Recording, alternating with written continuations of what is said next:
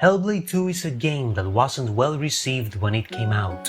I can understand if people didn't like the game because after all, it was a 6-year-long wait, too much hype, and the game kinda fell short in most expectations. However, many of the things that people say to why they didn't like the game makes little sense when you give them enough thought. It occurs to me that people didn't like Hellblade 2 because they didn't really understand what the game was trying to do on many aspects. For example, the combat. The criticisms regarding the combat are somewhat well-founded. Yes, it can feel as if they cut back on its depth because you could fight more enemies at the same time in the original game, while in the sequel, you fight only one-on-one fights. But to be honest, I didn't even mind the change, because this second game is going for a more cinematic approach, and the way they managed to mix and match the combat mechanics with quick-time events and even cutscenes in such a seamless manner is truly admirable. And since the game is so short, you don't really need too much of an elaborate system, because half the game is an interactive movie anyway. It has to look good and feel good, and on those two regards, I think the game works perfectly, once again, for what it is. People also criticize the oversimplicity of the puzzles, and on this regard I have even more of an argument than with the combat. People didn't seem to understand that there is a reason, a narrative reason, to why the puzzles are easier in this second game. The whole point of the first game was how Senua manages to find control of her own mind, as I already explained in my Truth video. The character ends the first game with an acceptance of whom she is, and a mastery of her own mind. This is perfectly reflected in the second game with the easier mental puzzles, because she is in control of her own mind. In this second game, her grief is no longer clouding her thoughts. In fact, she is using it as the fuel that drives her forward. Thus, the darkness is never fully capable of confusing her, and since this is an interactive experience, then they have to reflect her own growth through gameplay. There is a reason why Ezio is stronger in Assassin's Creed Brotherhood than in Assassin's Creed 2, because he is a more experienced assassin than he was through most of AC2, so the gameplay reflects that, even if it makes the sequel too easy at times. When you are playing the role of an experienced warrior and strategist, who is carefully weaving a network of spies and a brotherhood of soldiers to take control of a city, piece by piece, then that game should make you feel powerful, because otherwise, if all that work is not reflected through gameplay, then what is the point of going through all that work in the first place? The same goes for Hellblade. If you manage to finish the first game and bring a measure of clarity and an even stronger measure of confidence within Senua's mind, then that should be reflected through the gameplay of the second game. This is something that I didn't like in A Plague Tale Requiem, in which the evolution of the characters in the original game is ignored in order to sell the consumers a similar experience without innovating as was required for the congruity of the sequel. For example, why are the rats attacking Amicia again in the second game? In the first game, Hugo was in control of the rats, and his relationship with his sister had grown so much by the end that the rats even protect her from Vitalis. In that final level, you can even walk on top of the rats in a dark corner and they don't even squeal. The game even addresses that on the moment that Roderick jumps in fright at the creatures, and Amicia herself tells him that it's alright, that the rats are not going to hurt him. So why is it that in the second game the rats are killing me again? Particularly when the rats appear the first time, in fact, because Hugo summons them so they can save his sister. So why are they trying to kill her again afterwards? It doesn't really make sense. Unlike Ubisoft, who evolves their gameplay to reflect the realities of their respective protagonists, whether that is an experienced assassin, a Mohawk hunter, or a Welsh pirate, Asobo Studio ignored the progression of their own story in order to give us another too similar game to make it more cost-effective for almost twice the price. Hellblade II, however, didn't do that. preferring instead to remain true to their character's evolution, even if that means changing gameplay aspects, reducing their difficulty, or removing them entirely. We also have to remind ourselves that this is the same video game series whose original game had us spend an entire section of the game without a sword, and thus, without fighting a single enemy. Hellblade was never about gameplay. It was always about the story. People also criticized the ending of the game and the nature of the final boss fight, which plays almost identically to any other fight that came before, but once again, we have to understand the whole point of the sequence. First and foremost, in Hellblade, there shouldn't be a battle as epic as the one at the ending of the first game, because that is the ultimate struggle within Senua's mind.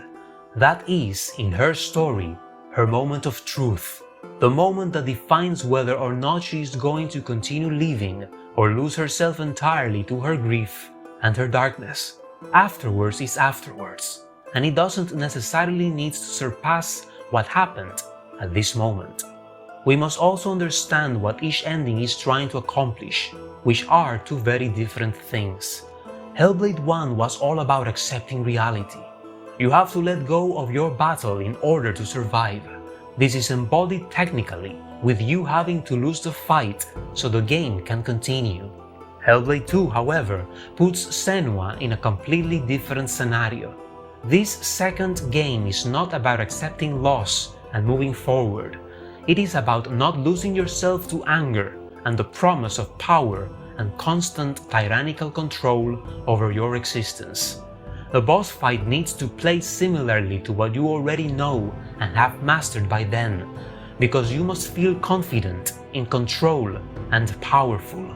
While the core mechanic of the first game is to be defeated, and through defeat be reborn anew, the core mechanic of the second game's boss fight is to exert strength, and as such, falling to the risk of losing yourself to the newly found power.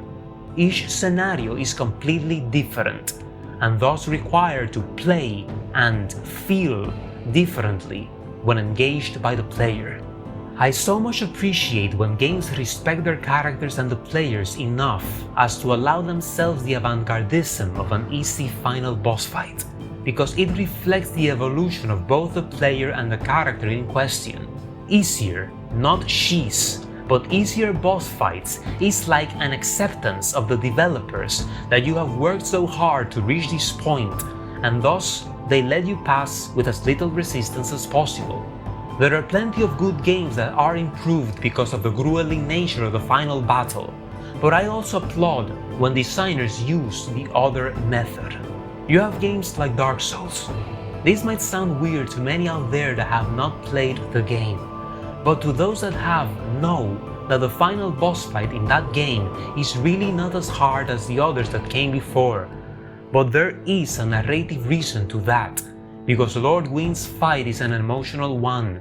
It is almost a passing of the torch moment, a final test between the tired king and the overpowered successor, all of it charged with an emotional resonance because the fallen king is trying to warn you of something that you never understand before it is too late. Defeating him is not a victory, it is the mercy kill of a character that wasn't entirely good or evil. His destruction is a solemn necessity, not a triumph. Another example of an easy boss fight that makes sense is the unwilling fight at the ending of the original Assassin's Creed.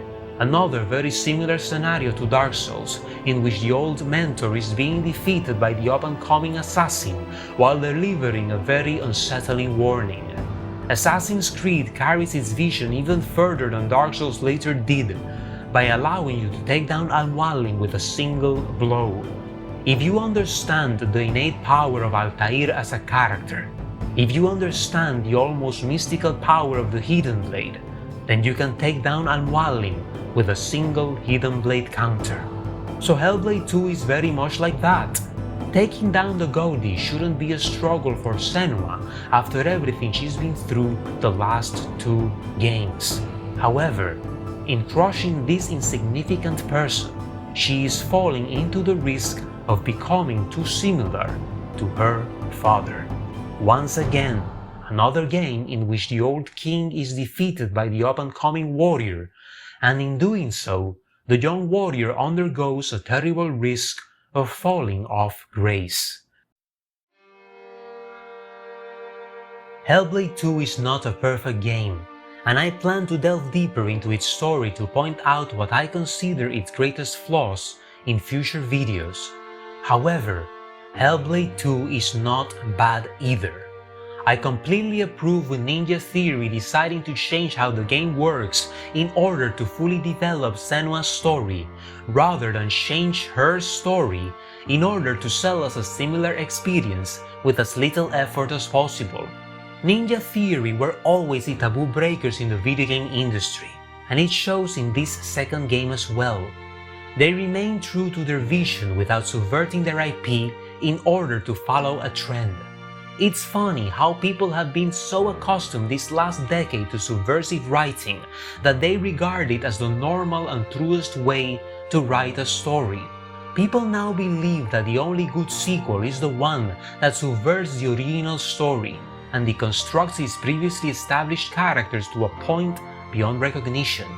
Ninja Theory, however, broke the taboos once again by demonstrating us that sequels are meant to develop the already established story instead of changing it to something else that will no longer resonate with the people that liked, supported, and were even inspired by the original product.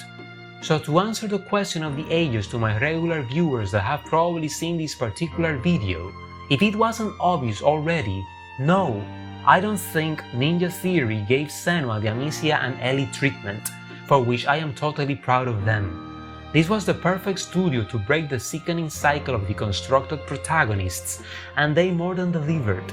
It's not perfect, as I already said, but the game is surprisingly good, and Senua's character is easily the best part of the whole experience. Hellblade II is the victim of a bad and scattered publicity strategy. 6 years of fan expectations and too much intent on graphical power instead of story and mechanics. But despite that, I am pretty sure that this is a game that will be better regarded and appreciated in the future, because it is good. When you have a story-driven experience, you must focus on the story before anything else, and since the story remains faithful to the spirit of the original game while expanding and developing it into a new adventure, then they have accomplished half of the mission already. Yes, the game could have been longer, the combat could have expanded instead of contracted from the original experience. Yes, the game could have been more engaging than just giving us endless walking segments, but as I already said, there are narrative reasons for many of these changes, and in any case, why do we need Hellblade II to be a good game, when the original game wasn't even a game itself? Quoting the creator Tammy Antoniades, the game is not even fun. Hellblade: Senua's Sacrifice was not a fun game. I never considered Hellblade to be a game in the first place. Hellblade was more of an interactive experience, so why do we expect the sequel to be any different? Hellblade doesn't need to be a good game. What it needed was to be a good story sequel. And on that regard, it is one of the best sequels I have experienced in a long, long time. Enough so as to keep me invested in the story and the company making the games. There are some franchises that I am no longer invested in, to the point that I seriously doubt if I will waste my limited money and my limited time on this earth buying and playing the next title. However, I am still invested in Senua's story, and I could readily play and pay full price for another Ninja Theory title, whether that game is Project Mara or hopefully a Hellblade 3.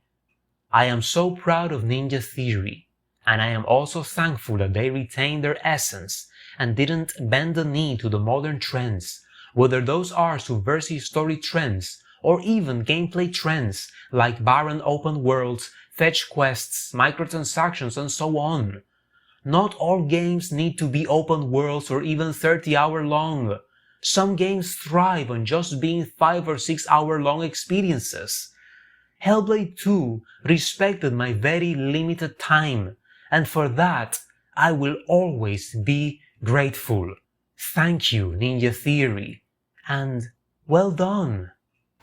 I am completely aware of the fact that it's been months since I last uploaded a video, and I apologize for those that have been waiting all that time for my thoughts on this game to come out. There were reasons, personal reasons, but if things get stabilized for the time being, then I will be able to upload more frequently again.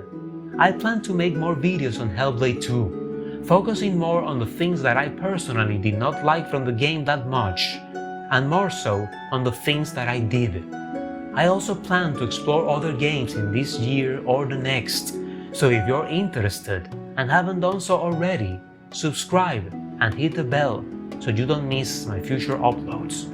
Before I go, I want you to know that you are all special and deserving of happiness. Stay safe and see you next time.